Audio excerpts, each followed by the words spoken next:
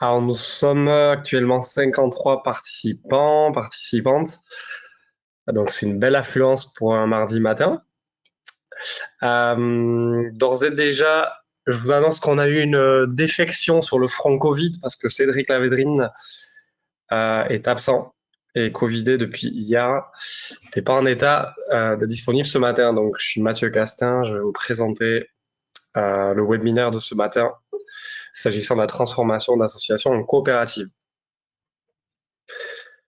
Alors, le petit programme de la journée, enfin de la matinée en tout cas.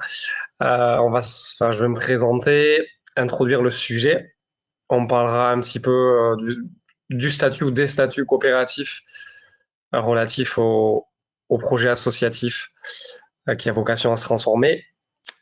On se posera la question, est-ce que la transformation est une solution? Est-ce qu'il existe d'autres options que la transformation? Ensuite, on regardera les impacts proprement dit d'une transformation. Et on parlera des grandes étapes et de l'accompagnement qui peut exister s'agissant de la transformation. Je vous invite aussi à noter toutes vos questions. Alors, on a un chat qui est disponible. Sinon, à les poser oralement à la fin de la présentation, aux alentours de 10h, 10h15. Je tâcherai d'être assez concis pour laisser la plus de place aux questions. Alors, moi, je suis Mathieu Castin, je suis expert comptable, spécialisé également sur les questions juridiques et financières depuis une dizaine d'années. J'ai un parcours associatif et coopératif à côté du cabinet que j'ai co-créé, mais aussi dans le cabinet, puisqu'on est nous-mêmes en coopérative et on accompagne plusieurs centaines d'acteurs de l'économie sociale et solidaire. Et je suis membre de l'Ordre des experts comptables de Paris-Île-de-France depuis 2015, depuis la création du cabinet. Alors, les réponses que peut apporter un statut coopératif, ça c'est pour un peu mettre les pieds dans le plat.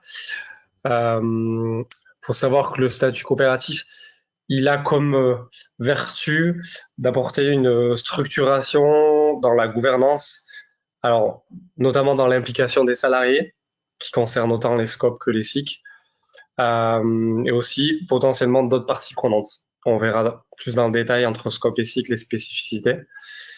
Donc ça veut dire en assemblée générale, mais aussi au quotidien dans les instances de dirigeants, de direction.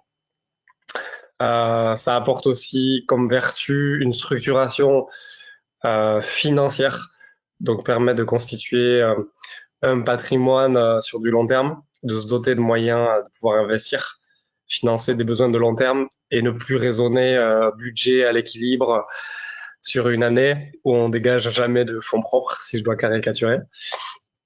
Ça a aussi comme vertu de renforcer le poids des activités lucratives au sens fiscal, donc ça veut dire ne plus avoir peur de rentrer en concurrence avec le secteur marchand. Donc avoir un patrimoine inaliénable, ça c'est par rapport aux sociétés plus classiques, où là, dans les statuts coopératifs, on est dans un principe de transmission solidaire entre générations, puisque les réserves sont majoritairement, voire exclusivement impartageable et qu'il n'y a pas ou très peu de plus-value possible à la revente des parts sociales. Donc on garantit aussi cette espèce de non-lucrativité ou de lucrativité limitée comme on la nomme de plus en plus. Et ensuite, ça propose aussi un partage des bénéfices avec les salariés, surtout en scope, ou au profit des autres parties prenantes en SIC. Alors, on aurait pu aborder la vingtaine de statuts coopératifs qui existent dans le droit coopératif. Faut savoir que le droit coopératif, il a été construit un peu par secteur d'activité historiquement. Donc, on a des coops de consommateurs, des coops bancaires qui représentent 60% des banques françaises. Des fois, on l'oublie. On a des coops de commerçants, donc ça, c'est plutôt les grandes surfaces. On a des coops toutes simples de la loi 1947. Et on a choisi de parler des coopératives les plus répandues aujourd'hui quand on est une association, à savoir les SCOP et les SIC. Alors, je parlerai d'abord des SIC qui sont un peu les dernières nées du droit coopératif, puisqu'elles ont une vingtaine d'années. Donc, on les appelle les sociétés coopératives d'intérêt collectif. Et elles sont nées du souhait un peu de rapprocher justement les modèles coopératifs historiques et le modèle associatif en palliant à tous leurs défauts. Donc historiquement, les coopératives, elles étaient mono parties prenantes parce qu'on voulait simplifier leur gouvernance. Donc les scopes appartiennent aux salariés, les coopératives de consommateurs appartiennent aux consommateurs. Là, on cherchait à avoir ce qu'on appelle un multisociétariat, donc une gouvernance ouverte et qui, en répartissant un peu le pouvoir entre des parties prenantes différentes, on cherche à s'assurer finalement du respect de l'intérêt collectif. On parle donc l'objet social et l'intérêt collectif d'utilité sociale. Donc, elles sont aussi liées au droit des sociétés plus classiques. Donc, il faut qu'on choisisse la forme SIC, SA, SARL ou SAS. Ça, c'est notamment pour savoir si on veut soit un président, soit un conseil d'administration plus un PDG ou un gérant ou des co-gérants SARL. C'est pour la petite spécificité. Je le disais, on parle de catégories d'associés, à minima 3, et obligatoirement les salariés, producteurs les bénéficiaires, donc ça peut être des clients, usagers, fournisseurs. Premier petit avantage, c'est qu'on n'a pas besoin d'avoir de salariés, contrairement au scope où il faut 2 équivalents temps plein minimum. Voilà, finalement, elle peut paraître plus complexe de prime abord, mais moi je dis toujours qu'une SIC, il faut la désacraliser. On peut créer une SIC à 3 associés. Voilà, on n'est pas obligé de créer une usine à gaz avec des catégories, des collèges dans tous les sens. Ça peut être très très simple à gérer. Et puis progressivement, on peut élargir sa base coopérative. Donc on parle de catégories d'associés et de collèges de vote. Donc ça c'est optionnel. On peut créer des collèges, donc obligatoirement entre 10 et 50% des droits de vote. C'est-à-dire qu'un collège ne peut pas s'approprier une majorité des droits de vote dans une coopérative, ni même une personne du coup. Voilà, donc obligatoirement salarié ou producteur de biens-services et bénéficiaire. Et après, on peut créer une troisième collège jusqu'à 10 qu'on nomme comme on veut. On peut avoir des fondateurs, des investisseurs, des soutiens, des habitants, etc. Donc le principe est la mise en réserve majoritaire des bénéfices. En pratique, 90% des SIC mettent 100% en réserve parce qu'on a une défiscalisation sur l'impôt sur les sociétés à hauteur des mises en réserve, ce qui permet de constituer un patrimoine sur du long terme. Donc voilà pour ce principe-là. Je reviendrai plus en détail aussi, vous inquiétez pas, sur les spécificités, les avantages et inconvénients. Les scopes, donc ça c'est une forme historique, on parle des sociétés coopératives ouvrières de production ou on peut les nommer aussi sociétés coopératives de participative, où là on est sur un principe, on s'attache à donner la majorité du pouvoir et du capital aux salariés, donc au moins 51% du capital et 65% des droits de vote. Toujours sur le principe une personne égale une voix, où on a, alors beaucoup plus que dans les SIC, on a des accords de participation, parce que c'est dans l'ADN de redistribuer les bénéfices aux salariés et parce qu'il y a aussi une défiscalisation associée quand on distribue aux salariés.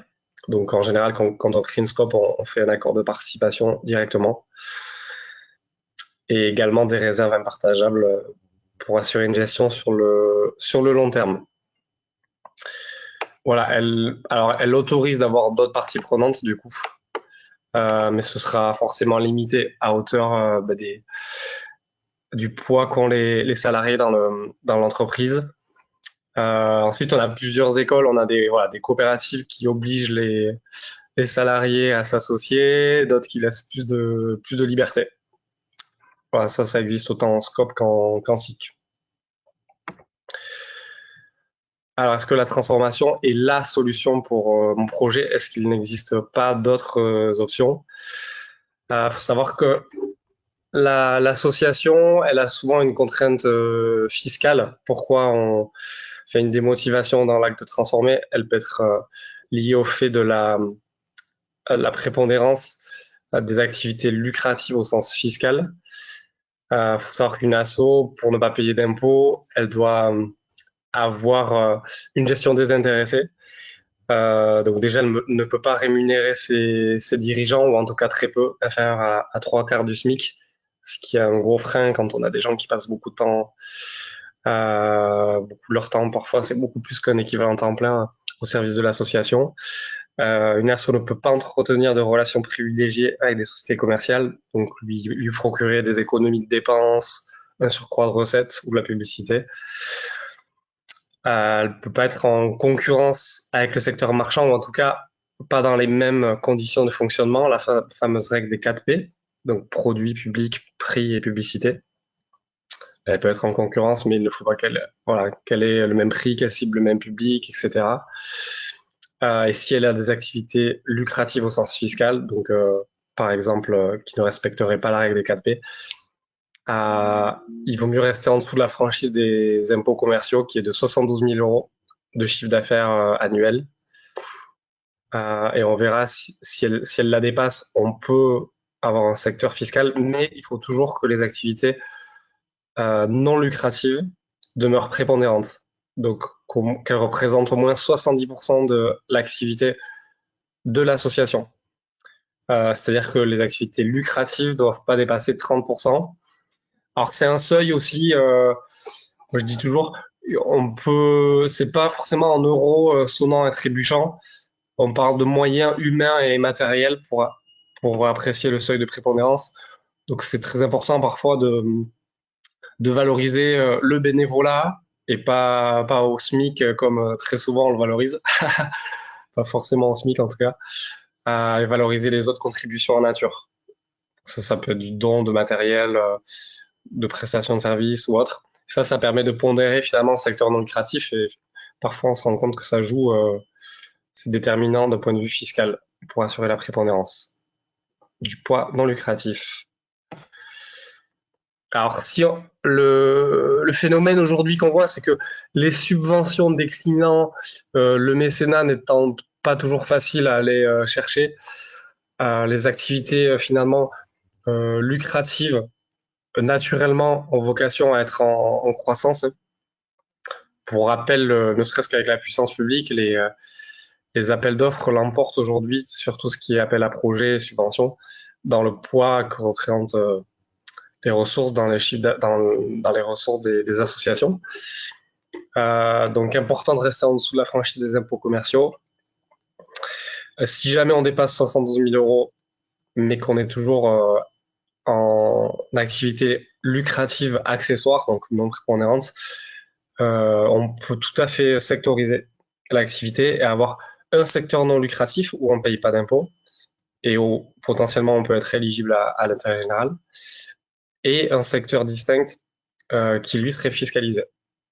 Voilà, à condition de pouvoir bien séparer les deux, avoir une comptabilité analytique notamment. Si jamais on est amené à dépasser le seuil des 30%, donc à avoir des activités lucratives qui ne sont plus accessoires et qui contaminent tout le reste, on peut soit créer une filiale, ce qu'on appelle filialiser, pour isoler les activités fiscales lucratives, ou on peut totalement soumettre l'association aux impôts. On assume voilà, d'être finalement une entreprise en concurrence. Et donc là, on fait une croix sur les impôts, on se retrouve à payer les impôts et on n'est plus éligible à l'intérêt général. Donc parfois, ça peut être bien de créer une filiale si on veut continuer à hybrider. Quand on parle d'hybridation, finalement, on parle d'hybridation des ressources, donc des ressources non lucratives d'intérêt général d'un côté, des ressources lucratives de l'autre, où là, du coup, on est amené à hybrider les formes juridiques pour gérer plusieurs formes de ressources. Sinon, il reste une option qui est, parfois, on n'a pas envie d'être une asso fiscalisée, on veut carrément assumer d'être une société. Donc, on peut se transformer en SIC ou en SCOP. Alors, une asso ne peut pas se transformer en société commerciale, type SAS, SARL, SA. Elle peut se transformer en fondation ou en coopérative pour les mêmes activités. Alors, on va voir un peu l'impact qu'a cette transformation par rapport à d'autres options que sont la sectorisation ou la création de filiales commerciales et coopératives. Ça a forcément un impact en termes de gouvernance, en termes économiques, financiers. Donc la gouvernance, en termes de gouvernance partagée, parfois on a des assos qui créent simplement une SAS, une SASU, une SAS avec associé unique dont elle est associée. Donc ça, bah forcément, ça limite la gouvernance, mais c'est parfois plus simple et c'est plus reconnu par l'administration fiscale. En tout cas, il y a plus de textes et puis c'est plutôt bien encadré. Alors que voilà, si on crée une filiale coopérative, on peut assurer plus de gouvernance partagée. Pareil, si on se transforme en coopérative. En termes d'implication des salariés, alors je le rappelle quand même, mais il est possible d'impliquer les salariés dans une association. Euh, En assemblée générale, on peut avoir jusqu'à la moitié d'adhérents salariés. Dans un CA, on peut avoir jusqu'à 25% de salariés. Et au bureau, par contre, on n'a pas le droit d'avoir un salarié. Voilà, c'est la règle des 50-25-0, sans que ça contamine fiscalement l'association. Voilà.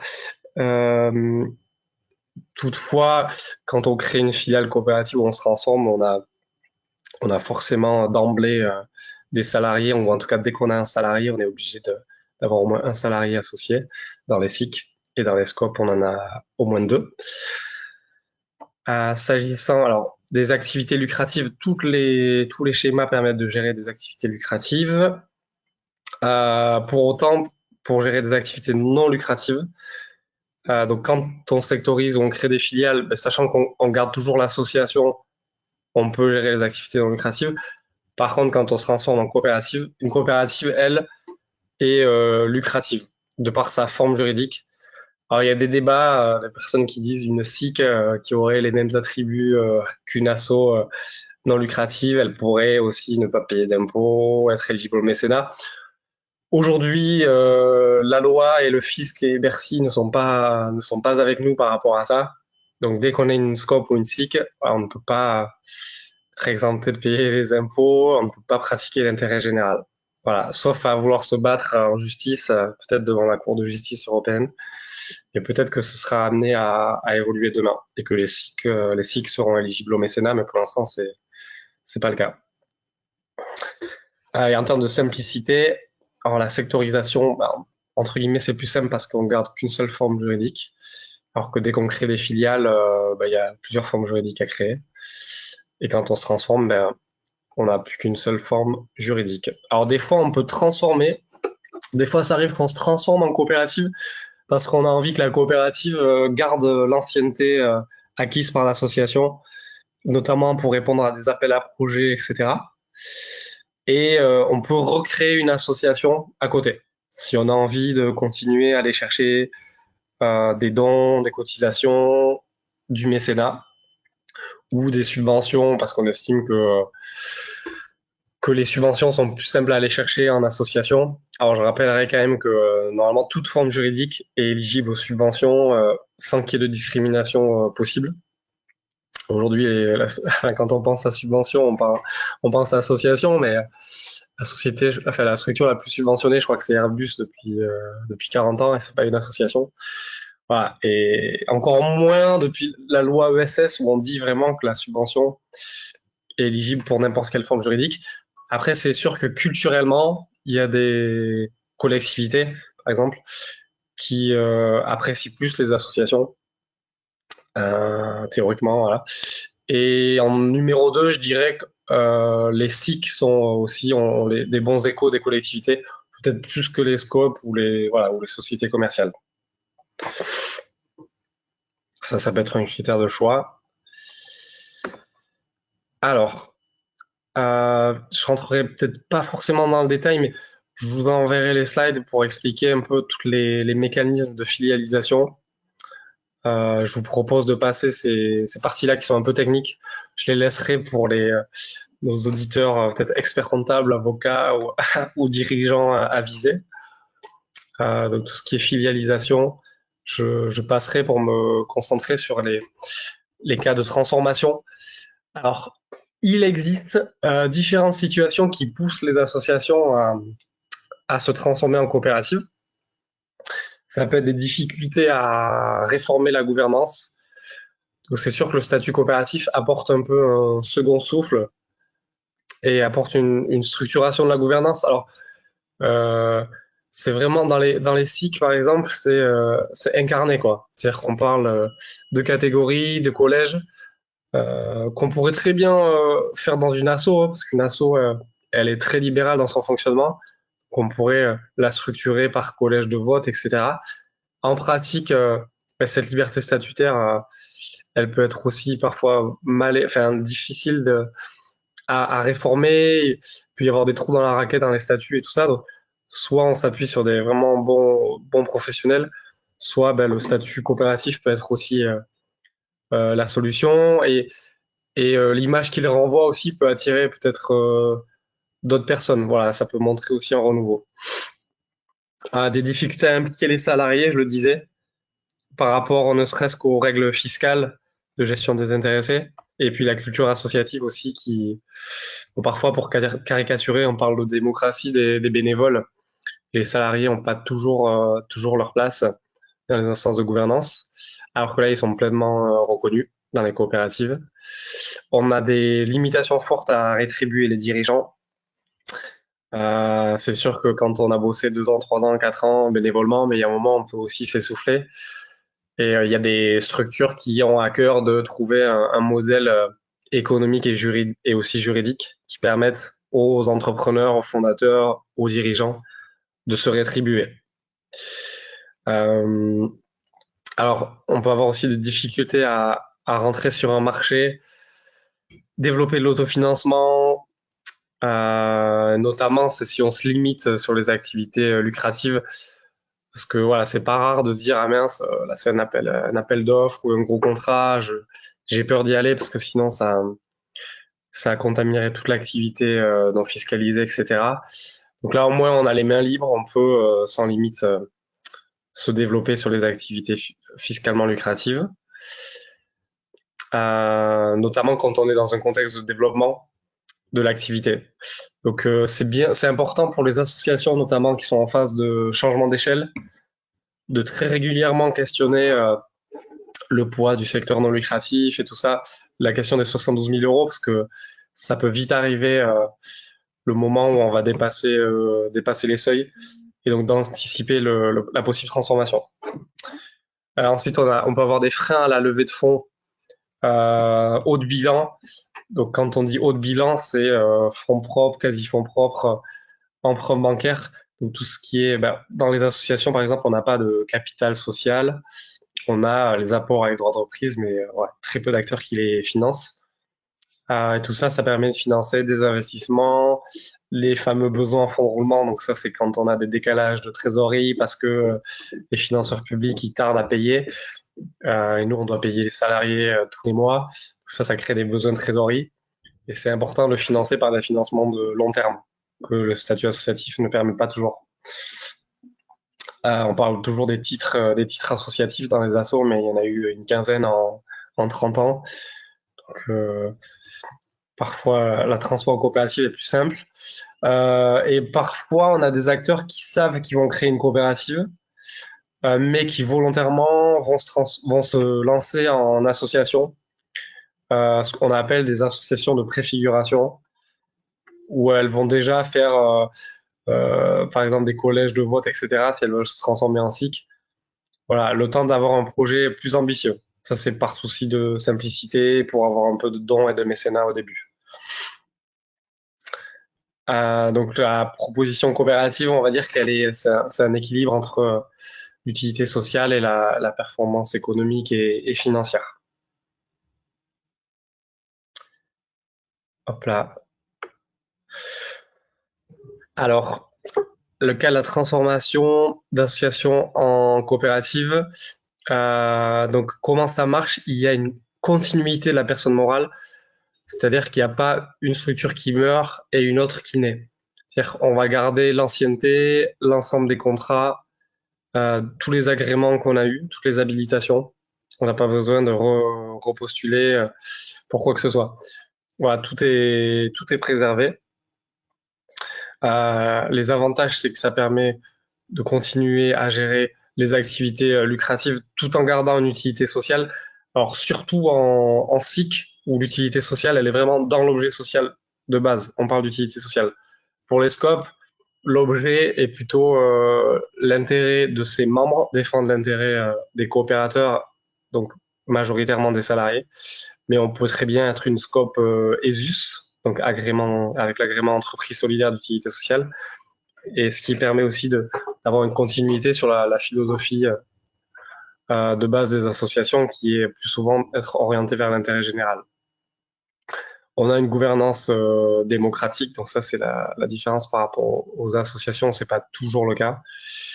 On a plus de modalités de financement, je le disais, donc du capital social, des titres participatifs. Donc ça, ce sont des titres qui sont les plus pratiqués dans les coopératives, parce que le capital, il donne lieu à très peu de rémunération, voire pas du tout, parce qu'il n'y a pas de plus-value possible. En général, il n'y a pas de dividende coopératif, parce qu'on met tout en réserve. Alors que le titre participatif, c'est une espèce de bon du trésor, où on a à la fois un taux d'intérêt fixe et aussi un taux d'intérêt variable, selon la réussite économique du projet. Et des comptes courants d'associés, ce sont des prêts d'associés, donc dès lors qu'on a une part sociale au capital, on peut prêter à la société coopérative avec des taux d'intérêt le cas échéant. Les points d'attention donc par rapport à l'asso, c'est qu'on est globalement fiscalisé, donc là, il n'y a pas de sectorisation possible. On n'est plus éligible à l'intérêt général, je le disais, et on n'est pas éligible au service civique. Donc ça, c'est un avantage pour les associations. Alors, on a une méthodologie lorsqu'on accompagne les associations dans la refonte de leur montage juridique pour les amener à choisir le ou les statuts juridiques adaptés à leur projet, avec 8 thématiques et à peu près 25 questions au total. Donc on va interroger le modèle, alors on parle de plus en plus de modèle socio-économique, qui comprend les ressources d'activité, donc là c'est le modèle économique pur, c'est-à-dire donc toutes les ressources qui sont au compte de résultat. Donc là, il n'y a pas de différence entre les formes coopératives. Par contre, sur les ressources humaines, c'est un des piliers sociaux du modèle socio-économique avec les partenariats. On peut s'interroger, ce qui peut faire pencher la balance parfois pour les SKIC, c'est le fait qu'on puisse avoir du bénévolat. Donc, comme dans les associations, les SIC peuvent avoir des bénévoles, ce qui n'est pas possible dans les scopes. Par contre, les scopes, elles, vont donner plus de place aux salariés.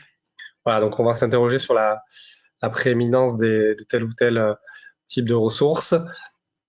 Les besoins en termes de besoins de financement, bon là il n'y a pas de différence entre les scopes et les SIC. A priori, je dirais d'expérience, ouais, les levées de fonds sont assez comparables. Peut-être que les SIC sont un peu plus appréciés parce que il y a plus de place dans les collèges de vote que dans les scopes. On peut avoir des collèges pour un peu toutes les parties prenantes, donc c'est peut-être plus rassurant qu'en scope. Et on peut avoir plus d'investissement de parties prenantes extérieures. Potentiellement, on n'est pas limité, alors qu'en scope, je le disais tout à l'heure, on doit avoir plus de 51% du capital par les salariés. Donc ça limite le poids des autres personnes. Si on a des plus grosses levées de fonds, parfois en SIC, c'est plus efficient. S'agissant des statuts sociaux des dirigeants et fondateurs, je le disais, en association, on peut pas trop les rémunérer, alors que là, on a plus de place. La différence entre Scope et SIC, c'est qu'en Scope, c'est la seule forme de société où les dirigeants cotisent au chômage. Très important.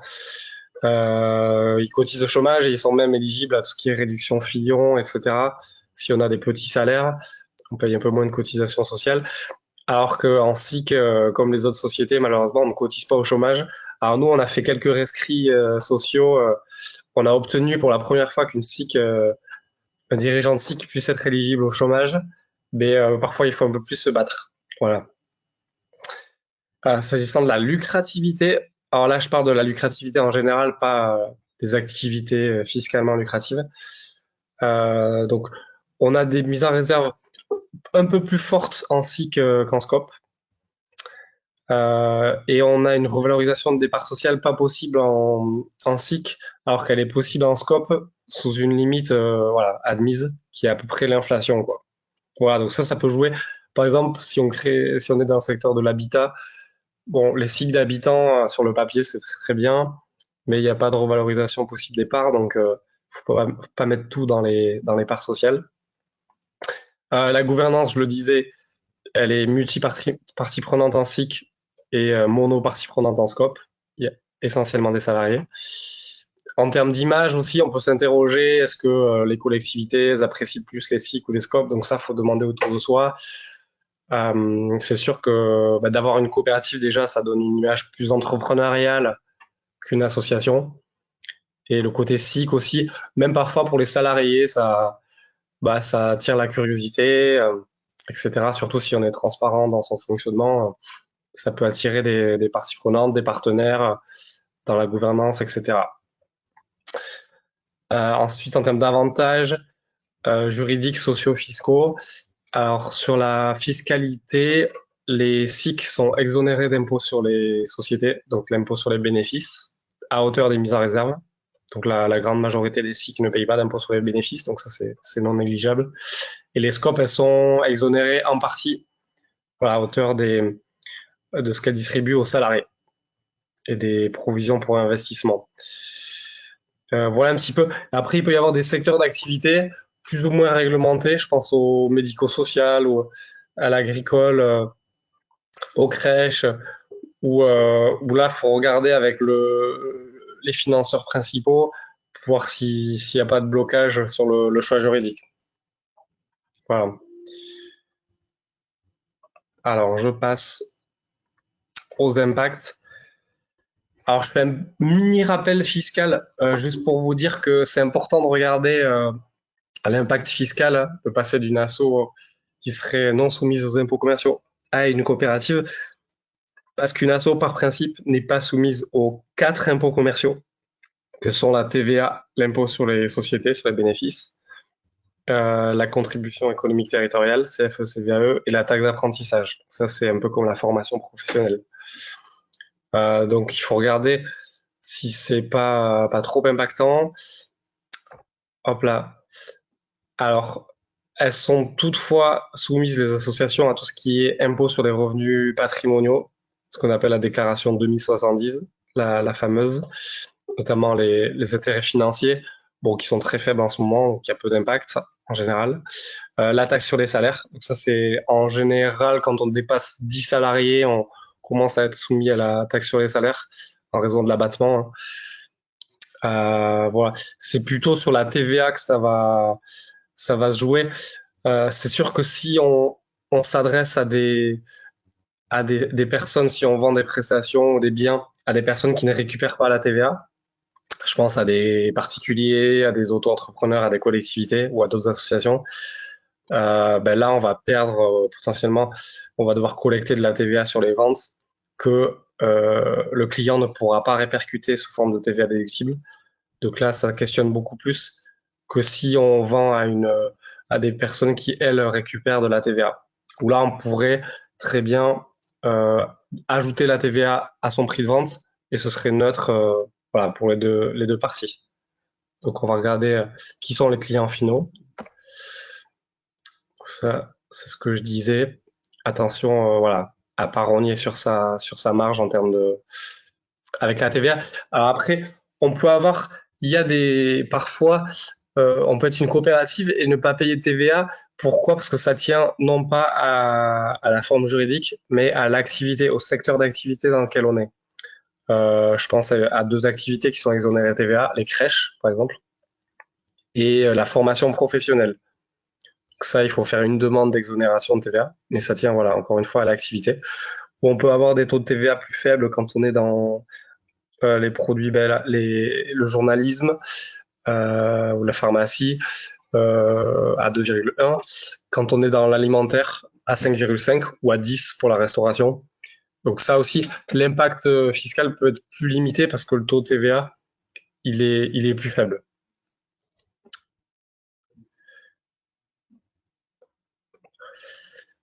Alors, je rappelle juste les taux d'impôt sur les sociétés, il va être de 25% en 2022 et il est à 15% quand on fait des bénéfices jusqu'à 38 000 euros, 38 120 € par mois, en tout cas la tranche jusqu'à 38 120 € et de 15%.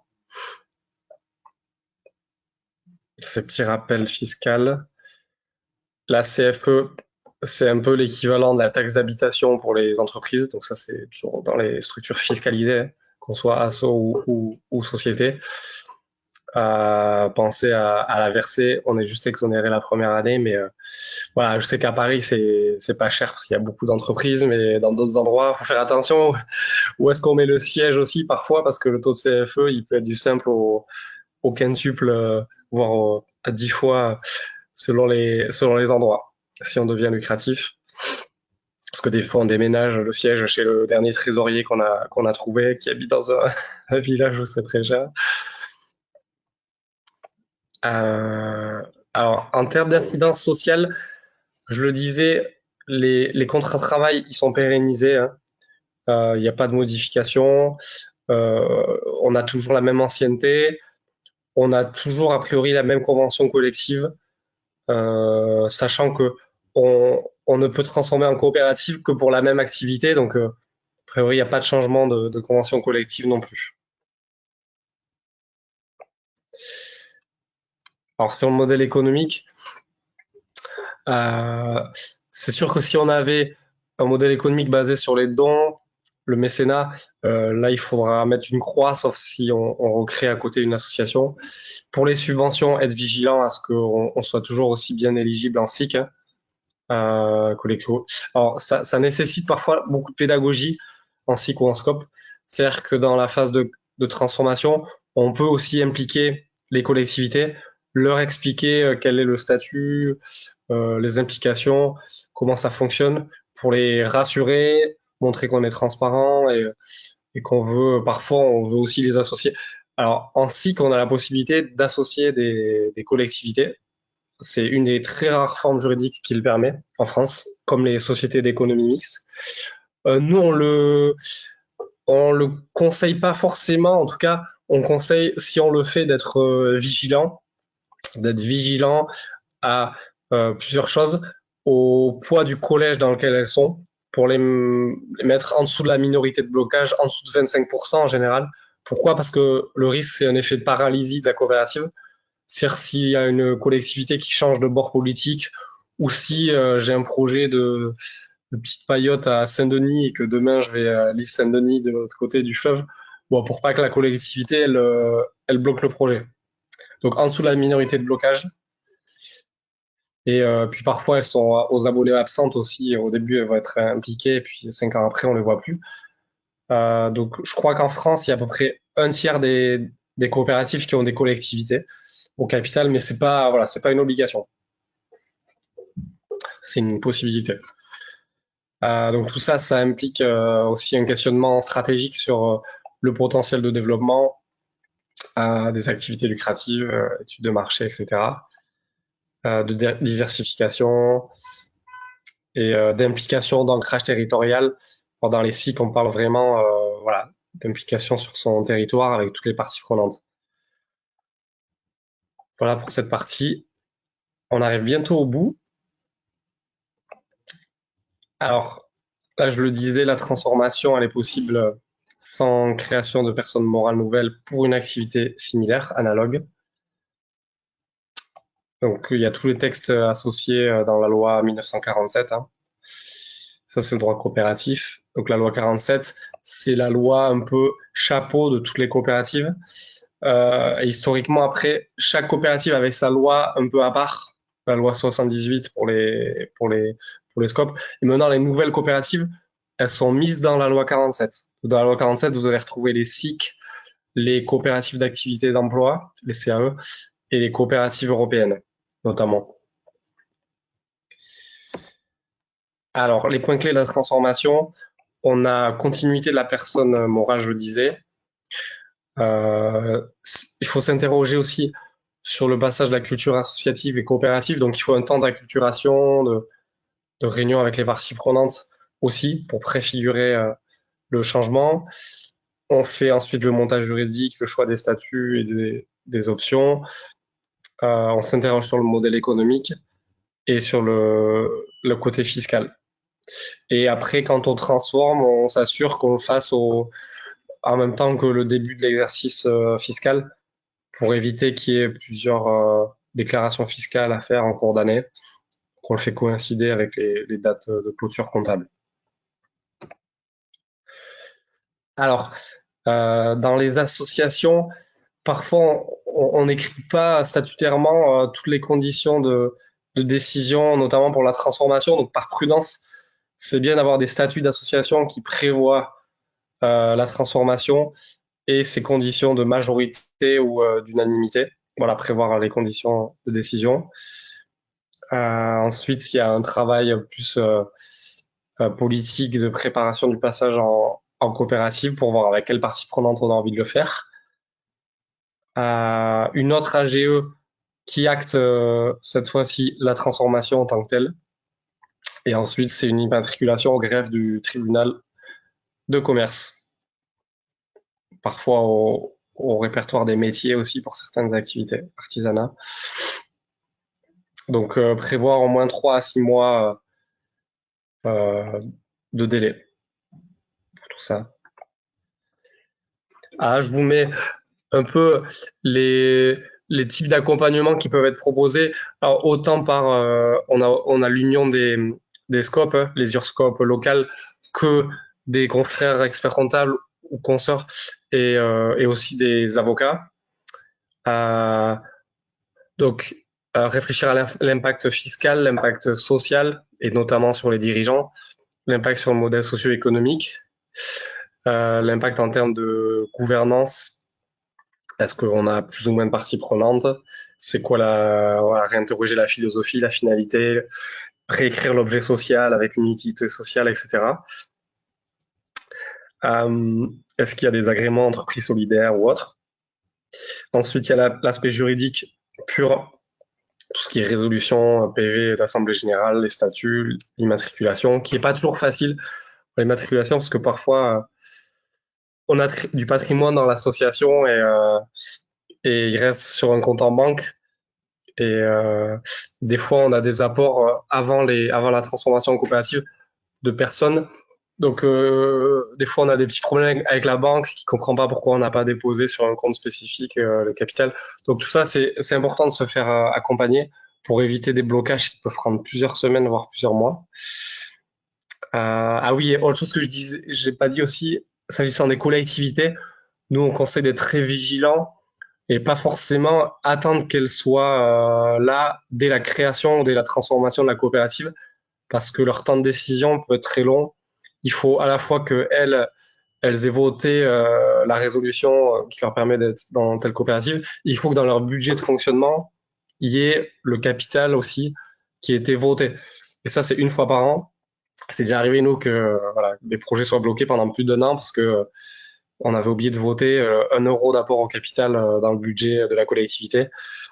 Donc il a fallu attendre l'année d'après. Donc, sachant que ce sont des sociétés à capital variable et coopératives, à tout moment on peut intégrer des nouveaux associés. Voilà, c'est pas bloquant. Ensuite sur le financement, voilà, on aime bien avoir un regard global aussi, interroger les besoins, les sources de financement possibles. Et c'est vrai que les phases comme les transformations, ce sont des temps où on peut aussi aller chercher des fonds spécifiques à la transformation ou pas. Voilà sur notre partie. Donc on remercie quand même Cédric d'avoir contribué grandement au PowerPoint. Moi j'avais plaisir à vous présenter tout cela. Alors est-ce qu'il y a des questions sur le chat ou est-ce que peut-être la parole peut être prise par les participants? Je vais essayer de voir s'il y a des questions.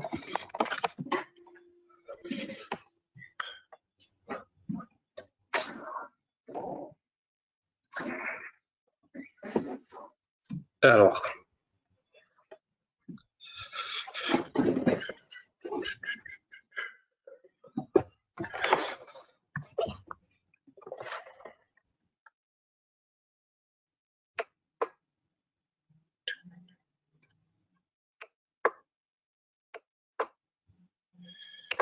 crois qu'on a des questions.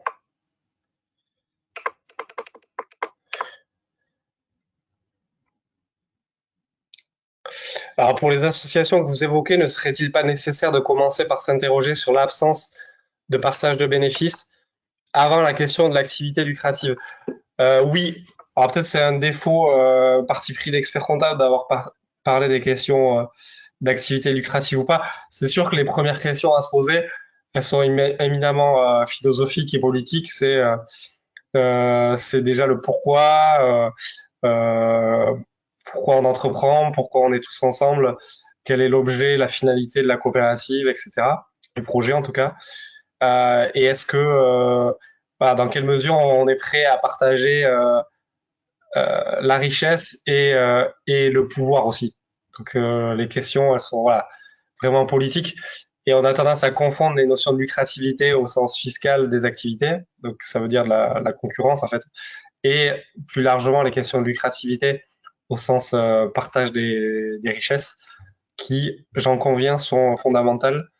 Et nous, on aime bien aussi pousser les projets à les écrire, y compris dans l'objet social ou dans un préambule, pour parler des notions de, voilà, de partage, d'équité, etc., qui sont prépondérantes. N'est-ce pas parce que la SCOP n'est pas éligible à l'intérêt général qu'elle est fiscalisée? Alors non, euh, en fait, il faut savoir que pour apprécier si on est d'intérêt général en tant qu'association, au sens fiscal, on va d'abord regarder si on respecte les critères d'une asso non lucrative. Donc non lucrative, ça veut dire gestion des intéressés, ça veut dire activité fiscalement non lucrative et absence de lien privilégié. Voilà, ça c'est le premier étage de la fusée. Et ensuite, pour voir si on est d'intérêt général, c'est en gros, ce sont les mêmes critères et on ajoute simplement le critère de l'activité éligible. C'est-à-dire qu'il y a des, je vais raisonner à l'inverse, il y a des activités qui sont non éligibles à l'intérêt général parce qu'on considère qu'elles sont trop indirectes ou incompatibles. Exemple, le mot plaidoyer. Plaidoyer, le fisc considère que c'est trop indirect. Donc les assos qui font du plaidoyer, bon ben on leur dit ben, soit vous n'êtes pas éligible, soit vous évitez de prononcer le mot plaidoyer dans tous vos supports et dans vos statuts. Pareil, si on dit une asso qui a une activité économique, ça c'est mort. Donc on va plutôt pousser les projets à leur dire ben, au lieu de soutenir des entreprises, vous allez soutenir des personnes. Donc vous allez soutenir l'emploi, vous allez aider les personnes en recherche d'emploi. Donc parfois on peut jouer comme ça et réorienter un petit peu l'association. Mais en gros, 90%, une fois qu'on est non lucratif, 90% des assos sont d'intérêt général. Il n'y a pas d'autres critères par l'activité. Alors, quels sont les textes qui permettent au SIC de bénéficier du bénévolat? C'est dans la loi 47. Voilà, il y a tout un pavé sur les coopératives, sur les SCIC, à partir de l'article 19 de mémoire. Et il y a aussi alors il y a plusieurs publications. J'ai pas cité David Hiez, Hiez, qui est le plus grand théoricien français et quasiment le seul qui écrit très belle publication sur les coopératives, où il y a des recueils de lois, de jurisprudence et de doctrines. Donc les doctrines, ce sont les appréciations des praticiens, des professionnels du secteur. Après, bon, vous avez le site de l'Union régionale des SCOP, la Confédération générale des SCOP, des SIC, et des SIC, du coup, qui gèrent les deux. En quoi être soumis à la TVA fait diminuer la marge dans la mesure où celle-ci sera déduite. Alors, il faut savoir que la TVA, c'est un calcul sur à la fois la TVA sur les ressources, donc sur les ventes de biens ou de prestations de services, mais aussi, donc celle-là, on la collecte, on est censé la reverser à l'État. Donc, plus le taux est fort, voilà, plus on va vers 20% et plus on doit collecter. Et la TVA déductible sur les achats, celle-là, on va l'enlever de la TVA collectée. Donc, on regarde, ben, en fait, il faut faire TVA collectée moins TVA déductible. Et parfois, dans les assos, on a malheureusement très peu de TVA déductible. Pourquoi? Parce que 70% des dépenses sont de la masse salariale, enfin, la masse salariale, si j'ose parler ainsi, donc des salaires, et d'autres prestations de services pas toujours soumises. Donc, c'est quand même une minorité d'assos qui ont plus de TVA déductible que collecté. Je pense soit des assos qui auraient beaucoup d'investissements à réaliser, de travaux, etc., soit qui auraient une TVA, voilà, collectée à taux réduit et une TVA déductible plus forte. Donc c'est un calcul à faire et il faut dans ce calcul intégrer aussi le calcul de la taxe sur les salaires que du coup on ne paie plus en coopérative et qu'on est susceptible de payer en association. Voilà. Est-ce que j'ai une idée de volume de transformation? Alors j'avais regardé il y a 2 ans, je crois qu'il y en avait entre 100 et 150 chaque année. Voilà.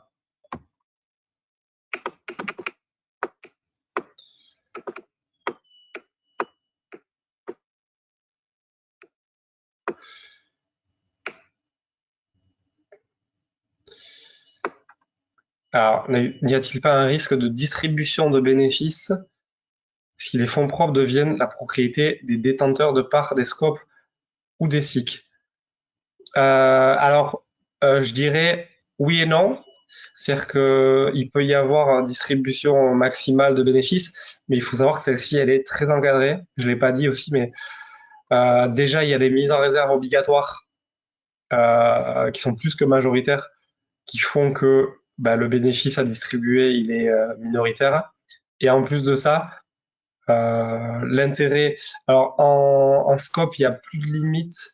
On peut distribuer tout ce qui reste.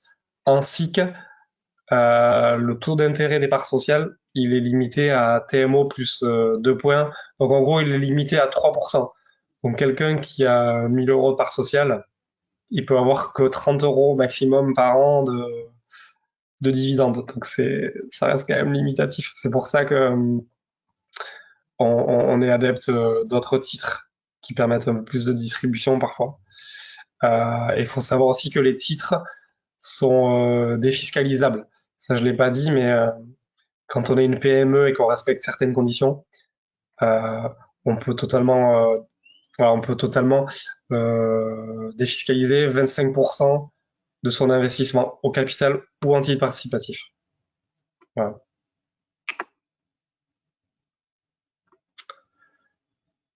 Alors, au nom du comité d'association, merci beaucoup pour cette belle présentation, malgré l'absence des membres. Il y a une dernière question. Merci Jean-François, qui est président de l'Ordre Île-de-France. En cas de transformation, la nomination du CAC, donc du commissaire aux comptes, suit la règle du droit des sociétés. Alors non, ça je l'ai pas dit. On a hésité à parler des petits différentiels de frais de gestion qu'il peut y avoir au quotidien. On n'a plus le CAC du coup en coopérative parce que il n'y a pas la règle des 153 000 euros de subvention ou de dons qui oblige la nomination du CAC. Par contre, on a d'autres un peu faux frais qui sont pas très conséquents. On va avoir, bah, si on organise des assemblées générales, c'est un peu plus complexe. Parfois, on se fait appuyer par le cabinet d'experts comptables ou d'avocats. Euh, tout ce qui est liasse fiscale, bah, si on n'était pas fiscalisé avant, ben là, on va devoir faire une liasse fiscale chaque année. Et donc, tout ce qui est dépôt des comptes aussi au greffe. Et on a la révision coopérative. Ça, c'est un formalisme obligatoire qui est annuel en scope et quinquennal, donc tous les 5 ans en cycle.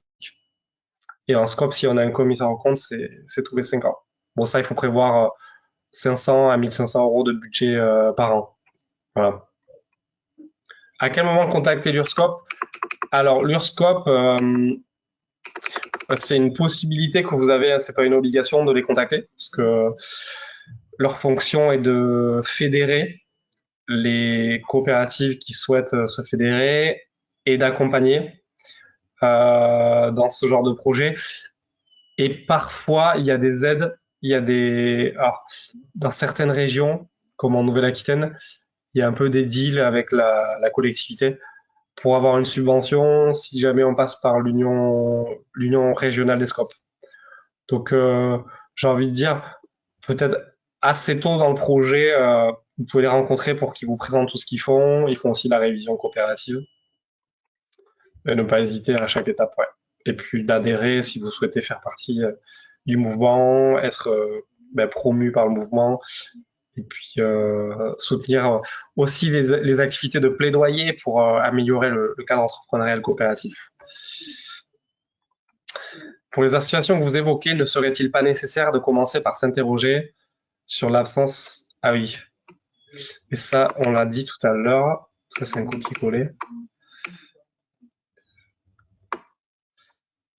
Il reste 3 minutes pour les dernières questions. Ah oui, si vous voulez une dernière question. Et bénévolat, pareil. Je crois qu'il y a des copier-coller. S'il n'y a pas d'autres questions, c'est à moi de vous remercier encore une fois d'avoir été assidu. On est passé à 96 participants. On était 50 au début. Donc bravo à toute l'organisation, aux organisateurs de cet événement et merci à tout le monde. Au plaisir et à bientôt.